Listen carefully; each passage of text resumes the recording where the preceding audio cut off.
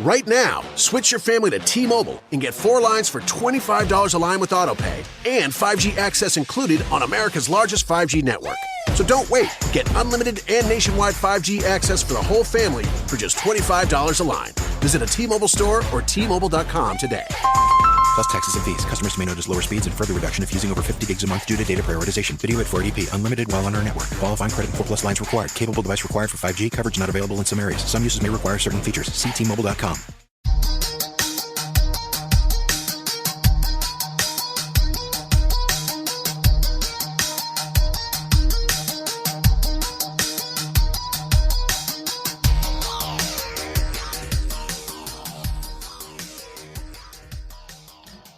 What's going on, folks? Thanks for hitting that download button and checking out a brand new episode of Toys and Tech of the Trade, your one-stop shop for toys, tech, and talk with some assembly required. I'm your host, Rich, and if this is your first time checking out an episode, first of all, welcome. Second, a bit about what we do here. Toys and Tech of the Trade is an interview series where we sit down with content creators, entrepreneurs, and just awesome folks that are on our radar and share the gadgets, the gear, and the tech that they use to create their content, run their business, and be overall more productive.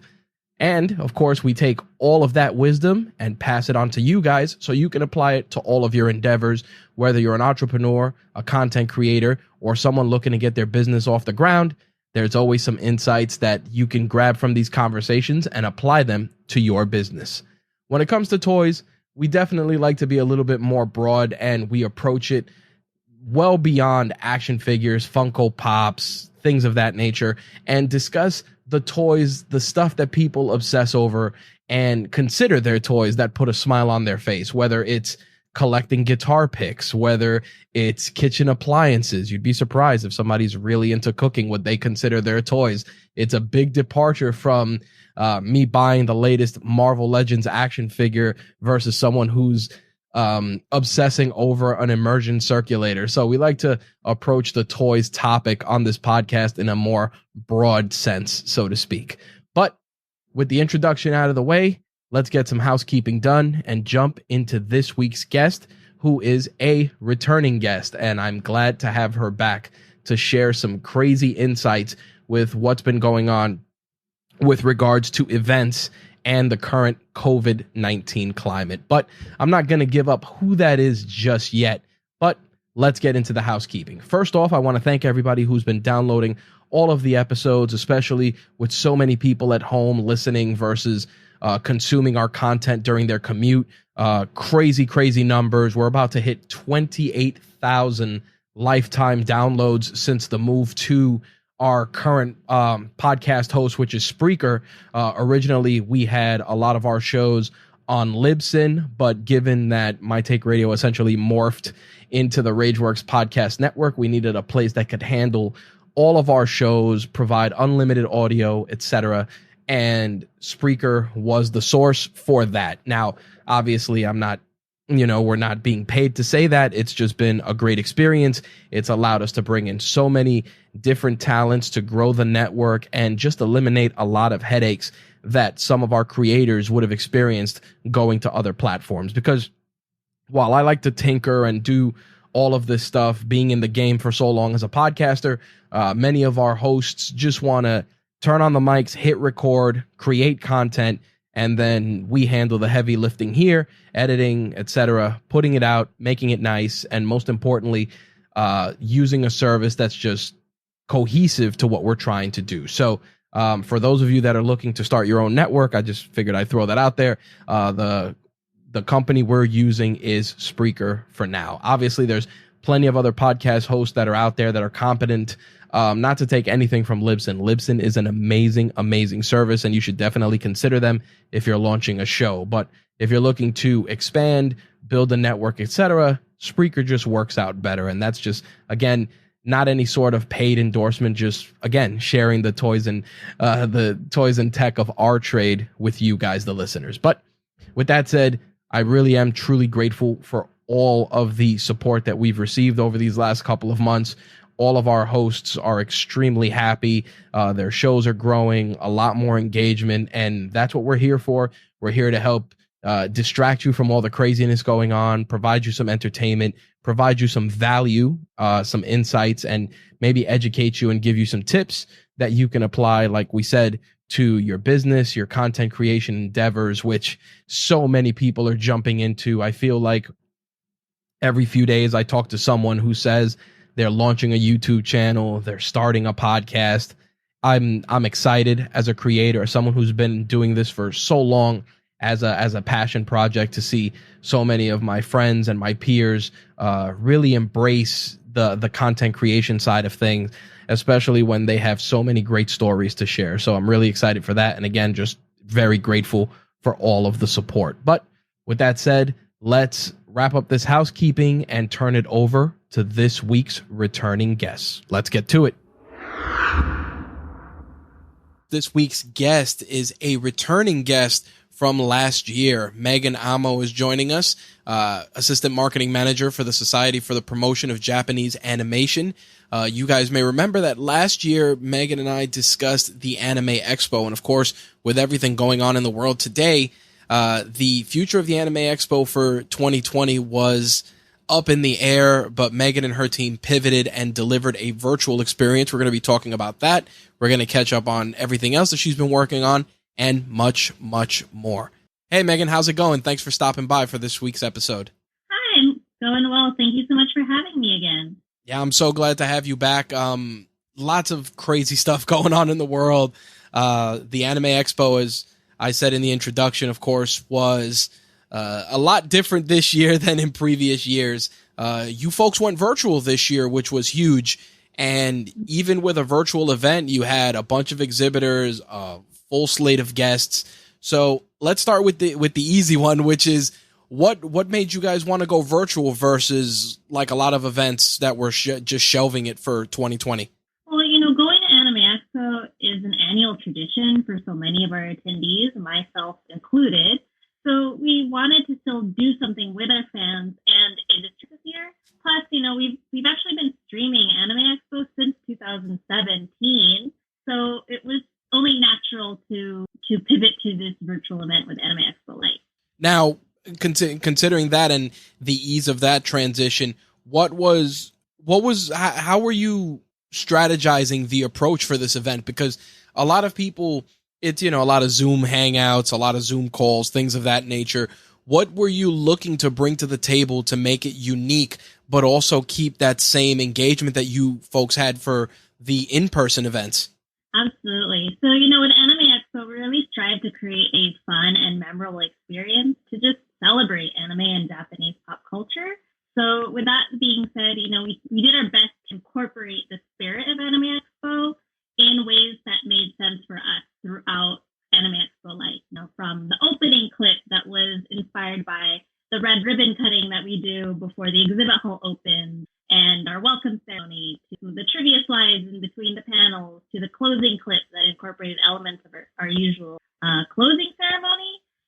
We wanted to, of course, just be a platform for all of our industry partners to participate, at the same time kind of weave in some elements that are unique to Anime Expo and sort of call back to things that people are, our long-time attendees are maybe more familiar with or used to seeing as part of the Anime Expo experience.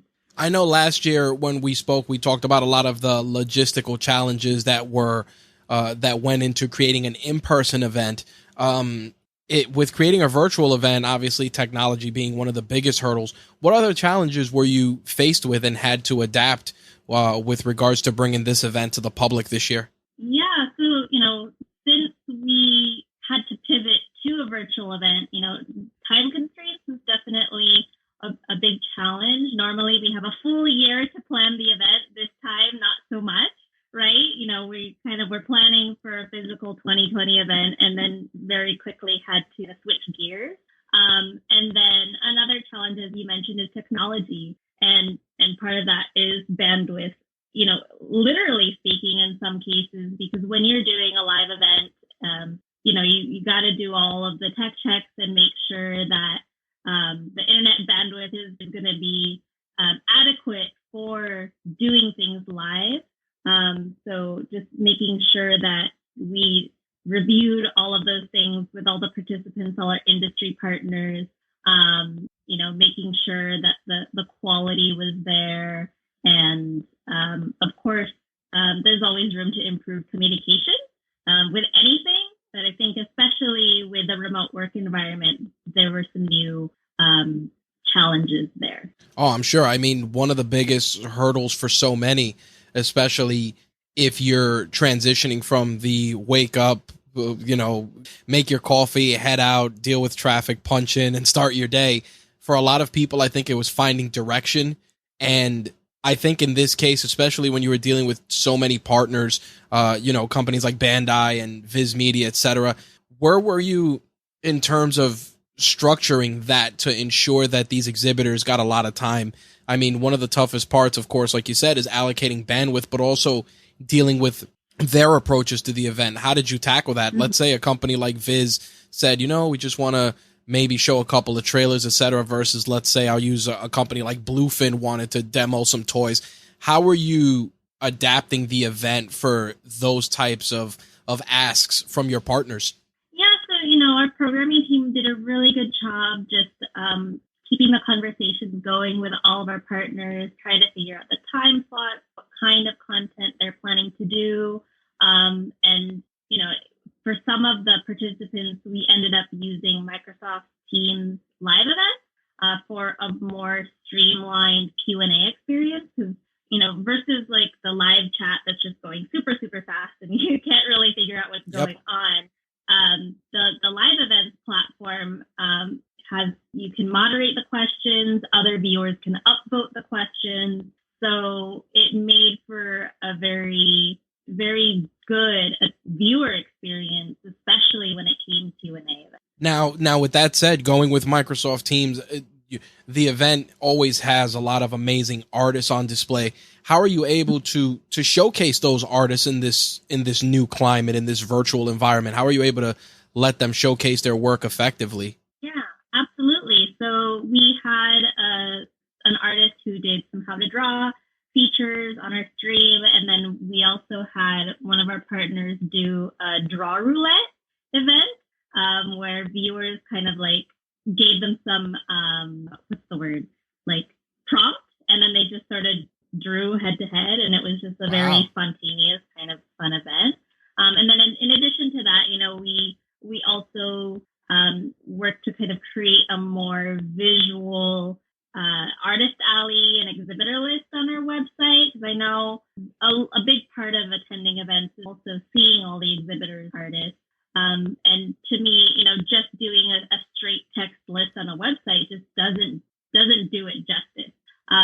So, we reached out to our artists and exhibitors and gave them the opportunity to send us a photo. I encouraged them to send like a photo of their booth or table to sort of try to recreate that experience of like seeing, all of the tables and whatnot. But of course they could send whatever photo they wanted. So, when people are exploring our website and looking through the list, they can actually see it and have a more interesting experience than just scrolling through a bunch of text. No, I think it was definitely more immersive, and I think that that's a big part of ensuring that the event was successful. You guys ended up trimming it down from the usual 3 to 4 days to 2 days. Did you feel that it was just easier logistically to do that versus trying to fill a slot for 4 days, or did you know you were going to be competing with, just the real world, and people trying to have people dialed in for 4 days would have been a little bit more cumbersome? Yeah, one of the reasons that we opted to do 2 days is definitely the time constraints.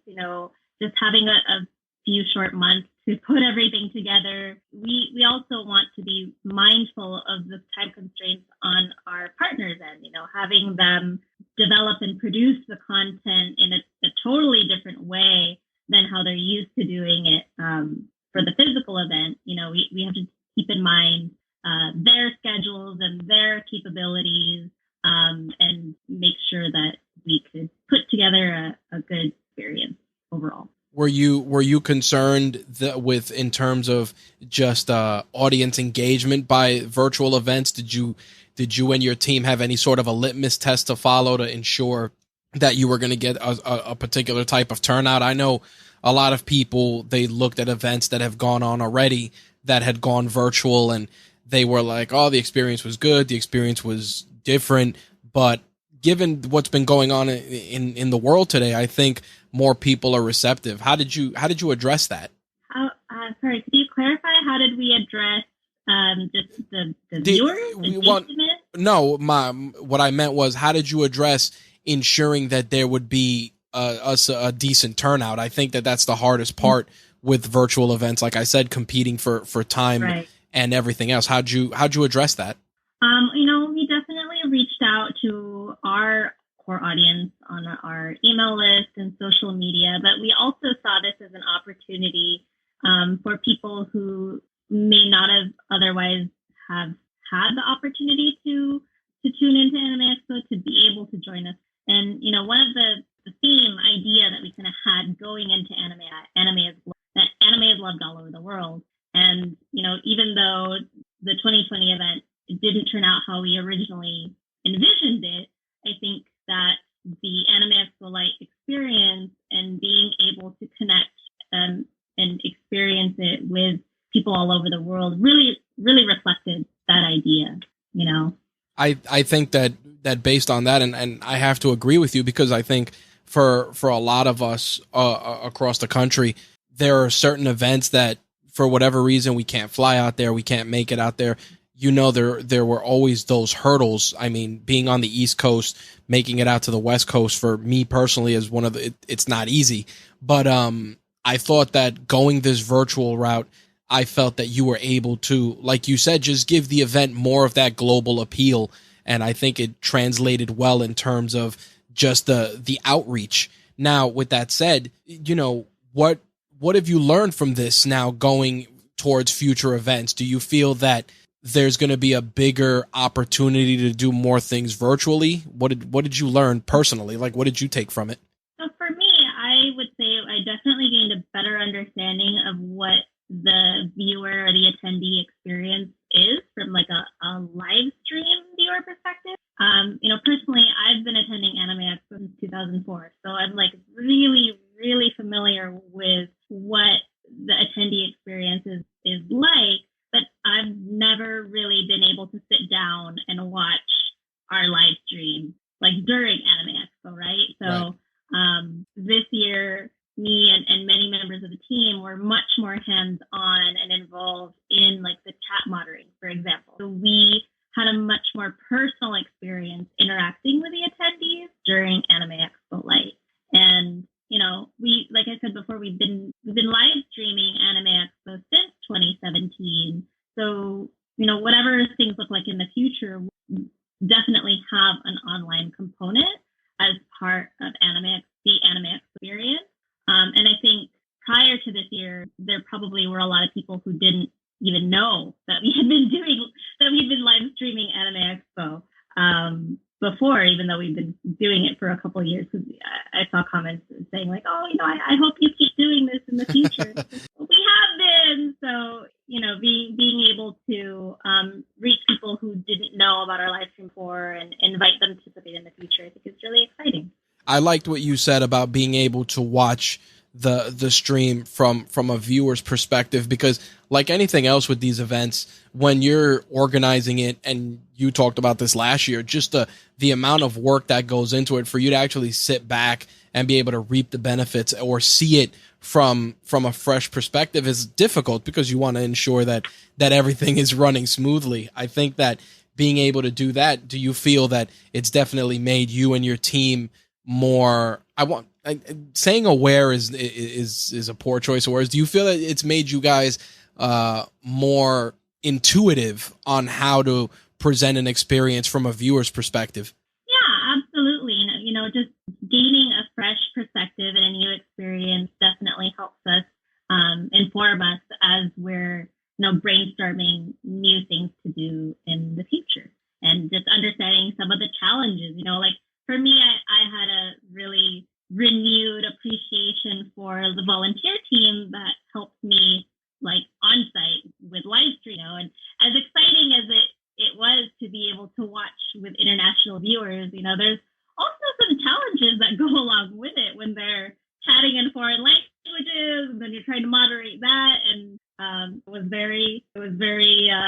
interesting.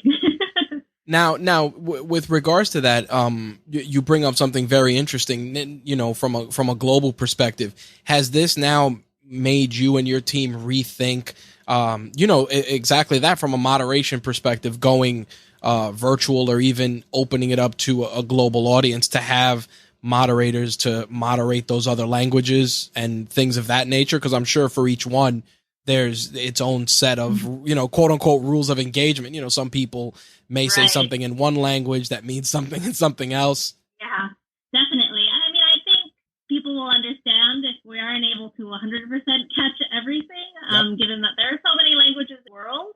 And of course, our primary focus is on Japanese culture, and we are based in LA. So that just is going to naturally be our default. And so I think being able to see the global audience tune in was really helpful.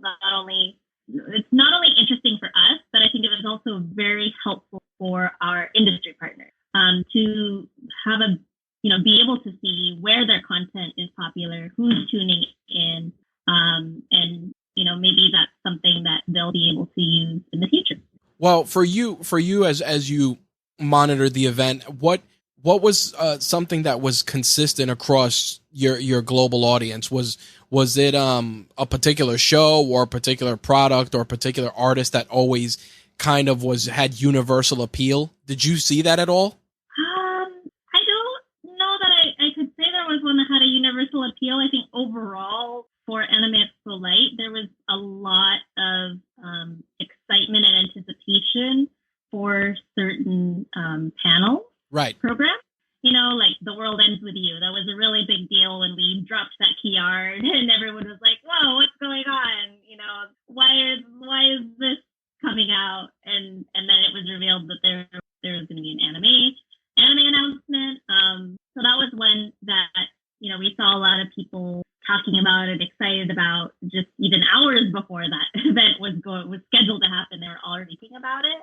And then the Lissani concert, Lissani Live LA, of course, people were really excited about that as well. Yeah, I think when I look at events like that, there's always certain, at least for me as somebody who watches anime and has gotten into the more mainstream stuff over the years, there's always one or two that just, I like to say, it crosses party lines, like Dragon Ball Z. Everybody loves some facet of Dragon Ball Z, whether they're people that came into it at a younger age or people that just got into it watching Super. Right. That's why I asked the question, because there's always those iconic brands that just have global appeal that pick up steam, especially in events like this where people may not get that face time, like you were saying, with voice talents or artists, etc. Virtual events like this are key. That's why I asked that question, because for me, I'm seeing, especially now here in New York, a lot more like My Hero Academia stuff.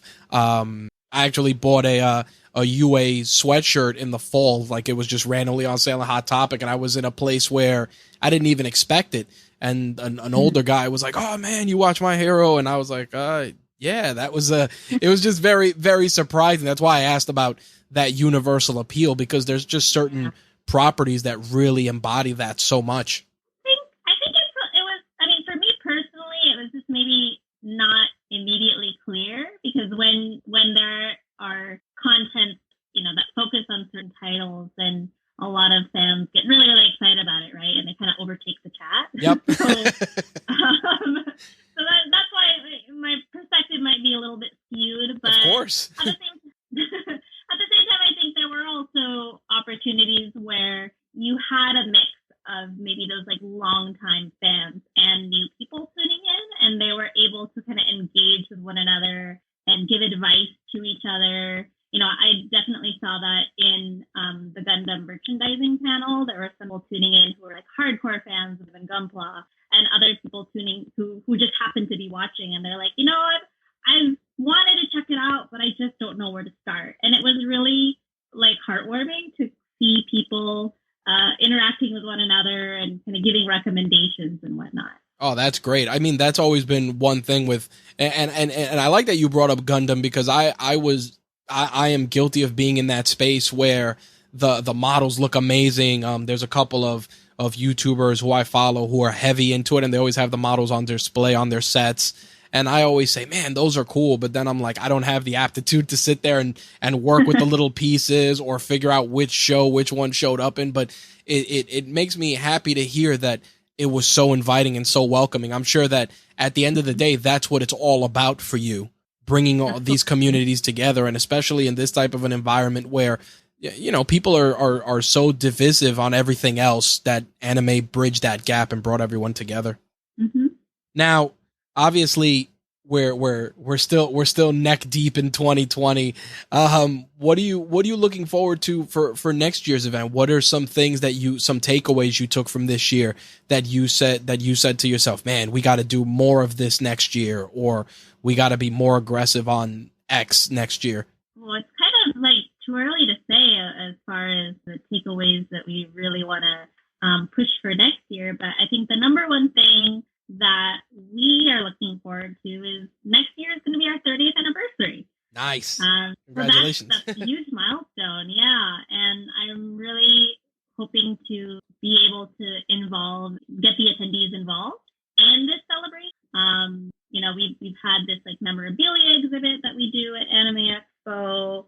But I just really want to get more people involved and really lead into 2020, the 2020 30th anniversary celebration with our community, not just like from the Anime Expo. Have you received feedback from your exhibitors in terms of the approach for this year's event already, or is it still too early to tell how they felt about it? I mean, everyone was positive as far as Excellent. Anime Expo Lite. You know, all of the participants gave us some positive feedback about how things went. So I think everyone was just very, very supportive and understanding, and we really appreciate all of their support. How have you been adjusting? I mean, you know, California and Los Angeles and that area had a really unique experience with this whole COVID situation. How have you been doing with it? You know, how have you adjusted in terms of your day to day? I have been doing well. You know, our whole team has been working remotely since March. Okay. When, you know, everything kind of was shutting down, and we're continuing to work remotely for the foreseeable future. Oh, excellent. That's great to hear. I think that's one of those things where a lot of companies were unsure about how to approach that. And obviously, you know, aside from us discussing the expo, we always talk about the business side of things. And I did want to ask, you know, since you've been working from home now since March, how did you stay focused? Because I think that's a big problem for so many. Mm-hmm. Mm-hmm. Well, you know, I think, well, for one thing, our company was already set up for remote work, just because we have to be able to kind of pick up and move our things for the in-person event. So the switch over to remote work was very, very quick and very smooth. I actually feel like most people have an opposite problem, and then they focus too much, and then because in an office environment, you sort of have natural breaks. You're moving from your desk to the conference room for a meeting or something, right? Yep. But then when you're at home, you just sort of sit in one place and then you don't move like the whole day. So personally, I've been kind of trying to get more fitness oriented. So I think it's been a really a great opportunity to be able to kind of take virtual fitness classes. And, nice. You know, nowadays you could kind of take classes from people all over the world, which is really, really cool. You know, people can take dance classes from like someone in Europe, even though you're in LA. And now there's just a whole big world of opportunity there and accessibility, which I think is really cool. Are you doing anything like, you know, did you get like a Peloton bike or anything like that, or you just pick up a class and follow along in general? No Peloton bike for me. I think that's a bit too big of a commitment. But yeah, just some fitness classes here and there. I've primarily been personally working on flexibility. So I'm trying to get the split, because So I'm guessing a lot of virtual yoga, stretching. For like specifically flexibility training classes. I Nice. didn't actually know that was a thing until like the lockdown and everything. It does incorporate like yoga and other exercises, but it's not strictly yoga. It's more like focused on flexibility training. Oh, that's good. I mean, especially as we get older, it's one of those things, and I say it all jokes aside, it's like we're not getting any any younger, and we're getting less flexible as time goes on. Yeah, I mean, personally, I've never been able to do splits. I'm still not quite there yet. But it's, I think, been really good to be able to do, some fitness routines with working from home because you're just so like sedentary. Oh yeah, I had that challenge. My wife was working from home, and it was completely new for her because she went to an office every day, and much like you, they were like, "Hey, you're gonna stay home," and she hadn't figured out how to, like, I like to joke about it, separation of church and state. She didn't know when to shut off like the work brain and transition to, just being off the clock. I mean, Right. So I definitely can understand those challenges. I mean, for you, and that clearly isn't a challenge since you've been working remotely and you're used to that concept. But even still, just staying motivated and staying focused. You don't know Absolutely. where work ends and personal time begins. I think having a designated workspace, if you can really help. And I know some people maybe they're not able to cordon off that space given their living situation. But I honestly I just have a very small table, and once I'm sitting there, that's work mentality. And then when I'm off the clock, I don't even sit there. There you go. So, That's how it goes. I'm glad to hear that.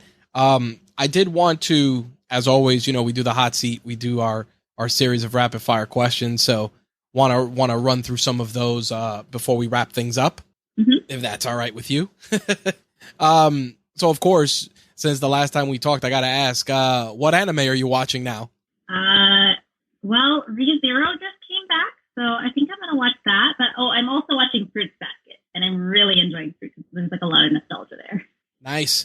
Are you watching any of the stuff that any of the anime that's being put out by Netflix? Have they put anything out recently? I don't know if I have seen any. I actually started watching. They did Baki. So they did like I did hear about that one. Yeah, Grand Rodeo performed in the Listening Live LA, and they did the theme song. Nice. But no, I haven't seen it. Yeah, it's definitely different from the stuff I remember. And then I watched Kengan Asura, so I've been trying to clear that backlog. Those are very similar. I mean, both fighting anime, right? Yep. I clearly have a genre. But yeah, trying to do that, catch up on My Hero.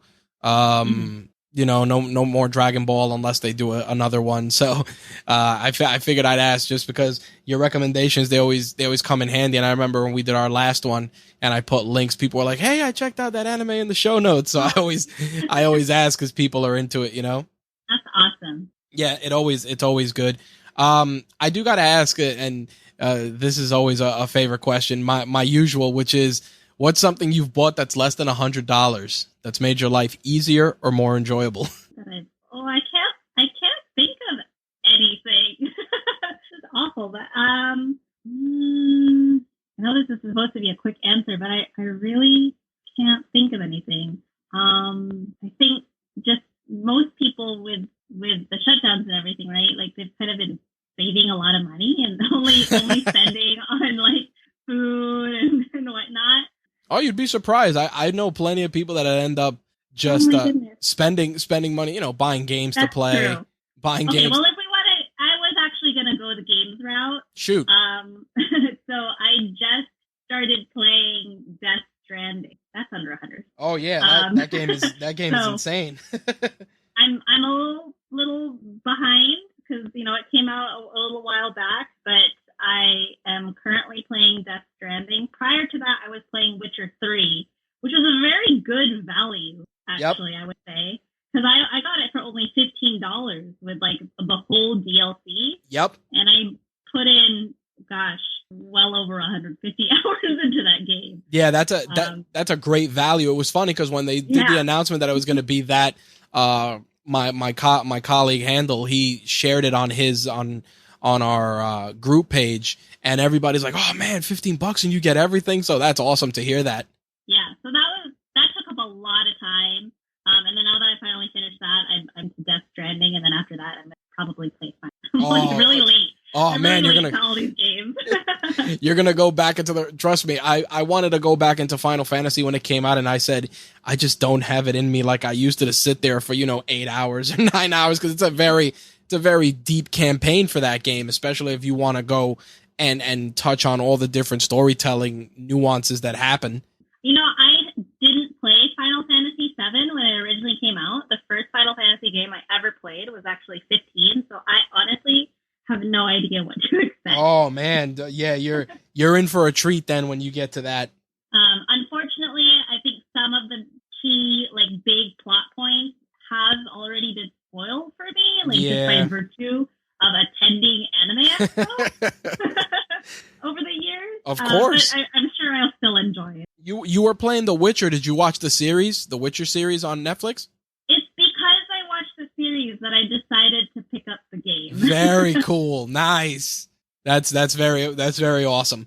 Of course, now obviously you're still now working remotely. So has your tech changed from last year in terms of your laptop, desktop, or your mobile device? Laptop and mobile device are the same. I think the main change is just my setup is a bit different from the office because I left my keyboard and monitor there. Oh, okay. So I have been using. I just got my own little TV as my secondary monitor. Oh, nice. Do you feel you're more productive working on the dual monitors, or is it sometimes a little too much? Definitely need the dual monitor. Yep. It gives good color accuracy for design work. Absolutely. I think that's something I use widescreen ones here in my home office, and my wife is like, "Why do you need these two giant monitors with four windows across each?" And I'm like, "You'd be surprised." And then, she started using my workstation to work from home, and she's like, "All right, I get it." So that's always very good. Have you picked up any collectibles since the last time we spoke, especially with so many vendors and partners? What did you pick up from the last time we spoke? Actually, I ordered this in February, and then it didn't arrive until a couple weeks ago. But I ordered this set of My Hero Academia. They're chibi plushes. They kind of look like the Disney Tsum Tsum. Oh, okay. Yep, I know those. Yeah, similar style. That's kind of one of the things that I collect a lot. Actually, my whole desk at work, it's still there. Amazingly, it's still all standing, but they're all piled up all around my monitor. So I got a whole set of the My Hero Academia. I think they call them Mochibi, and they were released in conjunction with the last film. So it's all the characters who are in the film in their hero outfits. I actually already had the characters in their school outfits. But then when I saw that they were coming out with the hero outfits, I was like, man, I need to get them. That's and the best part of that is that they're small enough that you can buy the whole set and it won't look too crazy on your workspace. Well, I have a lot of them now. Oh, so man. I think they look pretty crazy now. How much is a lot? What are we talking? 25, 50? To be honest, I haven't counted, but probably over 50. I can send you a photo. Oh, that would be cool. Yeah, we could put that in the piece for the episode. That'd be awesome. Lastly, before we wrap things up, of course, I know last year when we spoke, you said you were going to make a bigger push for social. I've seen you posting on Instagram. I'm very proud of you. Oh, thank you. So you're still using Instagram mostly for that, and of course all the Anime Expo accounts, right? Mm-hmm. That's correct, right? For engagement in case anybody wants to find out more. Mm-hmm. Awesome. Yeah. To wrap things up, next year, of course, hopefully we can catch up 30th anniversary, And most importantly, hopefully you'll be able to do it live, and maybe I can make a trip out there to actually see the event. Yeah, that would be great. We're just gonna hope for the best, and if anything, just make sure that we bring a good experience for our fans. I'm excited. I'm excited that the virtual event went so well. I'm also excited with so many exhibitors that you guys had. It's funny because we're actually hopefully going to be working more with Bluefin in the future. So we'll be reviewing a lot of their stuff, and with Bandai. So definitely glad to see that those partners are so active with the Anime Expo, because who knows, we could probably do some stuff next year, hopefully. Yeah. Awesome. All right, so that's going to wrap things up. As always, Megan, thank you for taking the time to share the toys and tech of your trade. Thank you. What a great conversation with Megan. What a great conversation we had with Megan. So many great things that we learned about the Anime Expo Lite edition, the logistics, and just what's required to put together a virtual con is just insane, especially with such a short window. It's very, very important for me to share that story with you guys, because again, this is the climate that we're going to be getting into, with so many of our favorite conventions either shelved or moving virtually.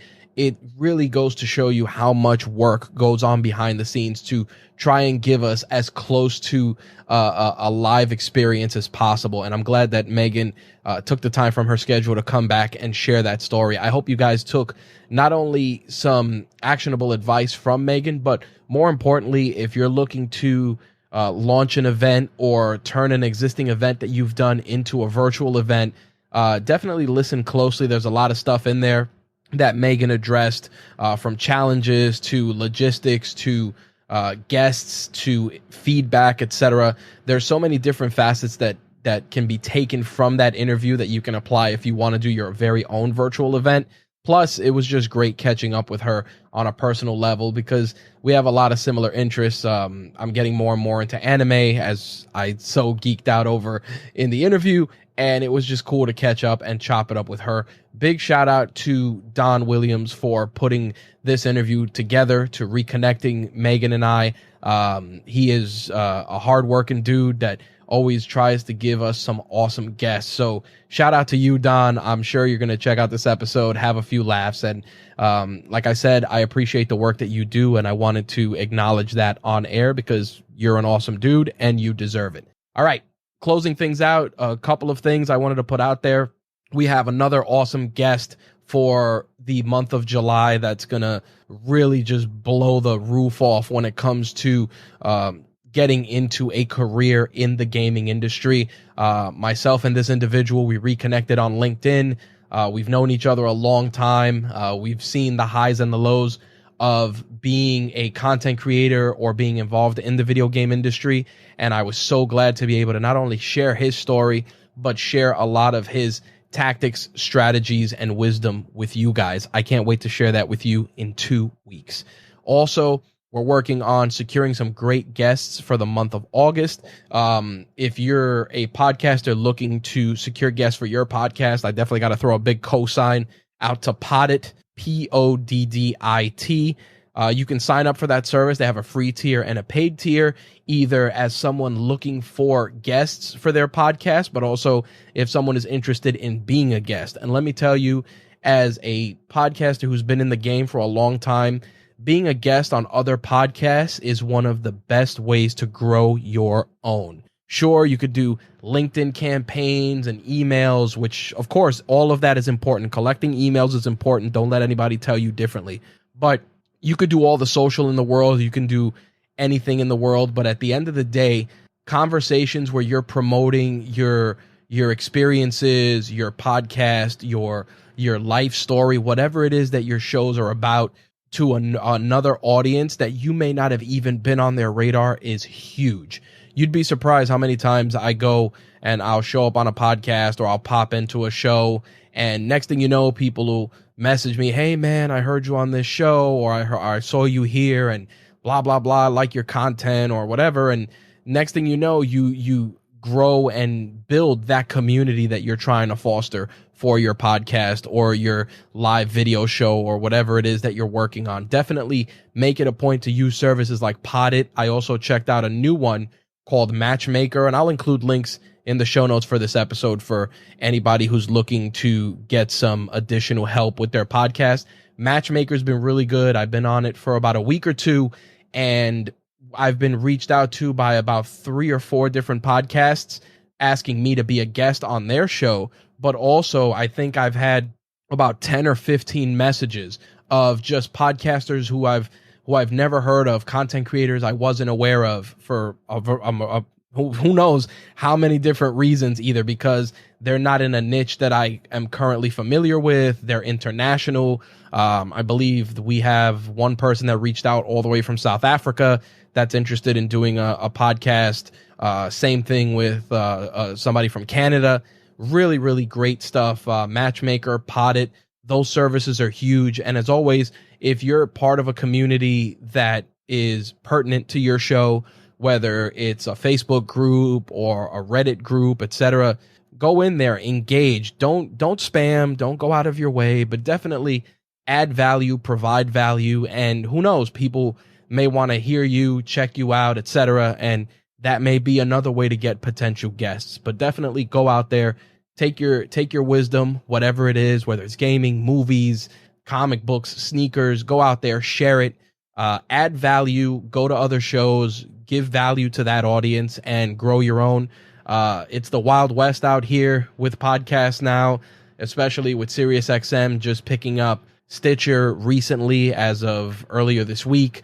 Next thing you know, podcasts are going to be on satellite radio, and that's going to be massive. So if you're a podcaster looking to grow your show, check out those services. You won't regret it. And by all means, feel free to reach out, rich@rageworks.net. If you got questions, hit us up on social. As always, I want to pay it forward, so do not hesitate to reach out and ask. Last but not least, speaking of calls to action, as always, if you enjoy this podcast, take a moment, rate it on iTunes. We really, really appreciate it. And you can follow us on social. I'm not going to rattle them all off because you guys know the deal. If you want to keep up with us, we're pretty much everywhere, either as Rageworks or as the Rageworks Network. Links will be in the notes for this episode. For those of you that are checking out this show on YouTube and checking out the episode there, I truly appreciate you guys that are consistently checking out the show on YouTube. If you're not following us there, please do. I want to start doing more toy reviews and stuff. People really enjoy that. And I've been buying a lot of stuff while sitting home, both for myself and for my kid. And I figure some New York vibes for the reviews, for some toy reviews would be pretty cool. Put a smile on some people's faces, maybe educate a few of you guys too. So by all means, hit us up on YouTube as well. All right, guys. Thank you for checking out this episode of Toys and Tech of the Trade. I appreciate each and every one of you for supporting us, and I'll check you guys in 2 weeks. Peace.